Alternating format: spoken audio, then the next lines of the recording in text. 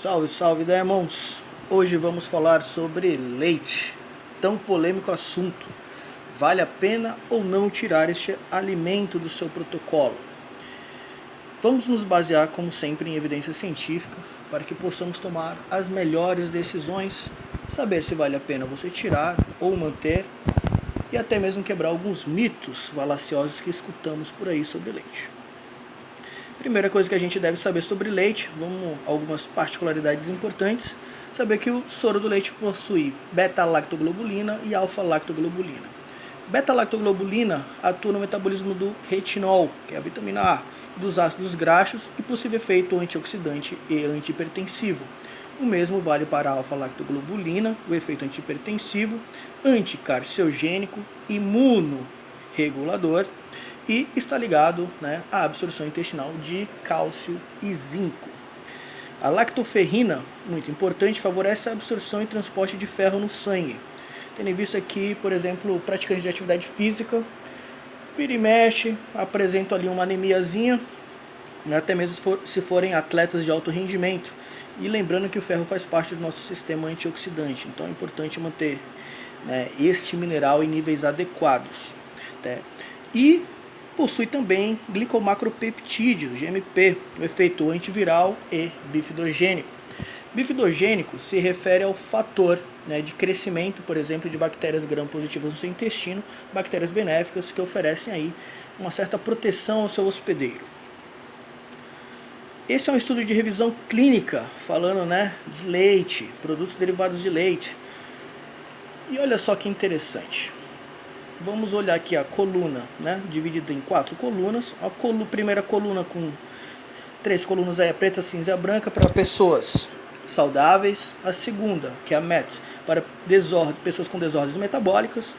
GIT, para pessoas com desordens gastrointestinais. E Hyper, para pessoas com hipersensibilidade, incluindo, por exemplo, alergia.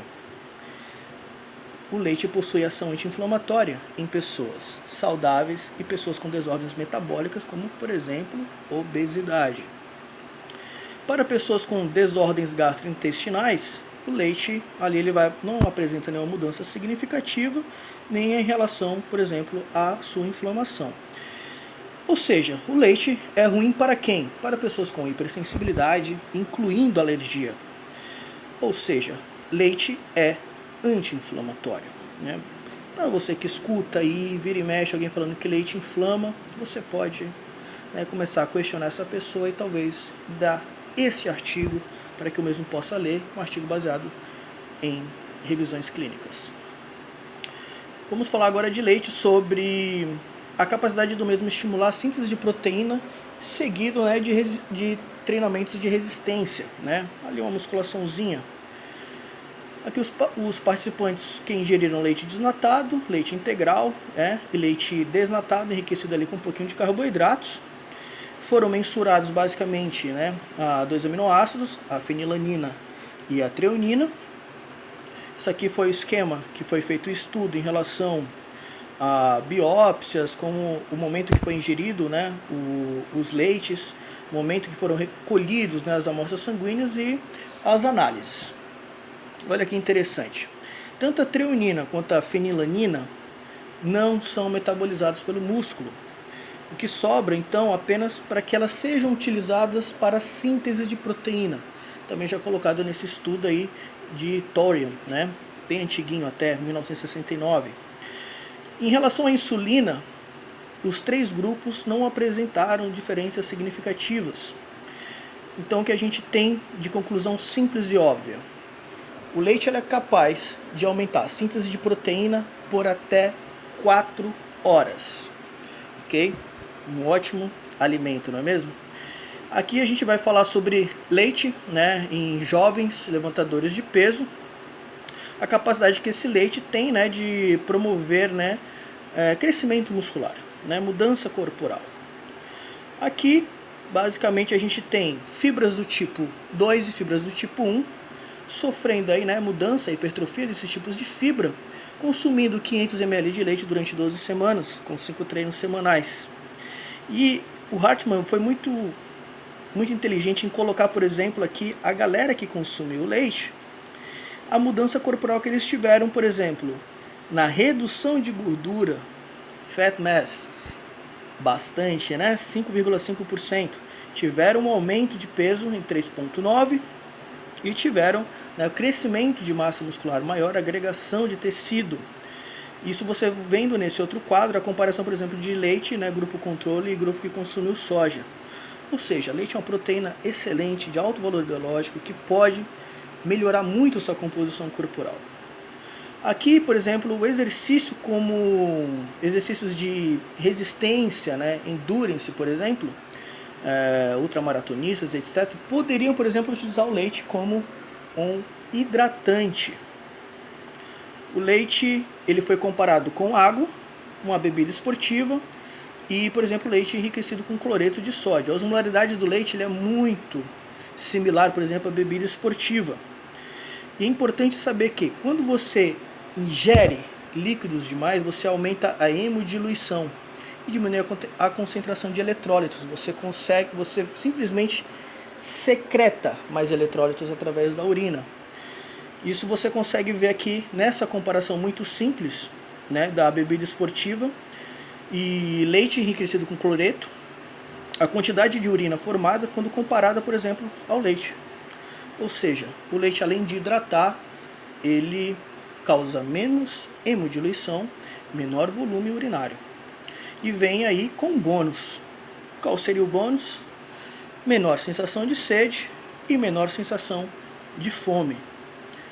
Tá? Esse aqui é um estudo muito interessante mostrando leite fermentado, melhorando, por exemplo, o metabolismo da glicose. Né? Galerinha aí, vamos relembrar do nosso leite fermentado da época do Yakult. E olha só, leite fermentado foi consumido, né, em 3 vezes ao dia, por 200 ml. Basicamente, o treino resistido, ele é capaz de aumentar inflamações no seu corpo. Então ele aumenta as citocinas inflamatórias, como fator de necrose tumoral alfa, TNF-alfa, e interleucina 1, que são fatores inflamatórios. Isso faz com que, por exemplo, o GLUT4 não seja deslocado corretamente para sua membrana celular e faça, por exemplo, a captação de glicose. Né? Você precisa de atividade física para que esse transportador seja deslocado ali no seu músculo e faça a captação de glicose. A inflamação reduz essa translocação. E se você reduz a translocação, você reduz a captação da glicose. E o que é que o leite fermentado fez? Reduziu, né, as citocinas inflamatórias, como o TNF-alfa e interleucina 1, aumentando a capacidade do músculo em captar a glicose, ou seja, melhorando o desempenho posterior em treinos, né, subsequentes de alta intensidade. Muito bom esse estudo. E aqui a gente vê, né, as perspectivas em relação, por exemplo, ao leite. Está ou não associado a doenças cardiovasculares? Geralmente a gente acaba escutando isso durante muito tempo, falando que leite pode estar associado, né, a doenças crônicas.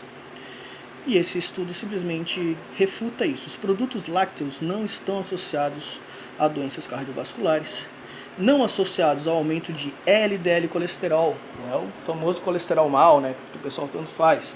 Apesar que isso não deveria ser falado, não existe colesterol mal, né, ele tem sua utilidade. E associado à melhoria da pressão arterial. Lembra lá em cima que falamos de alfa-lactoglobulina e beta-lactoglobulina? Está aqui, e até mesmo os processos fermentativos que o próprio leite tem.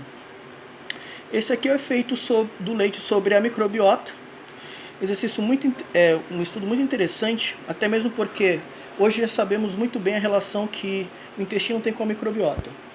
Que a inflamação, né, uma barreira intestinal comprometida pode aumentar inflamações no seu corpo, né, algumas inflamações sistêmicas, e levar a algumas desordens, por exemplo, mais ansiedade, depressão, etc.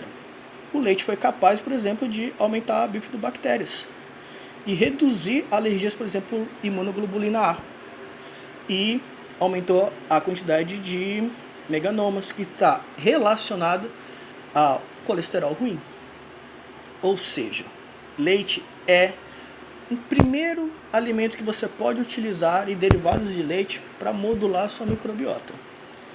Tá? E por que isso? Simplesmente quando o leite chega ali e começa a fermentar, As bactérias produzem no seu intestino ácidos graxos de cadeia curta, acetato, propionato e butirato. Principalmente o ácido acético, né, o acetato, é muito importante aí para ativar alguns mecanismos de emagrecimento.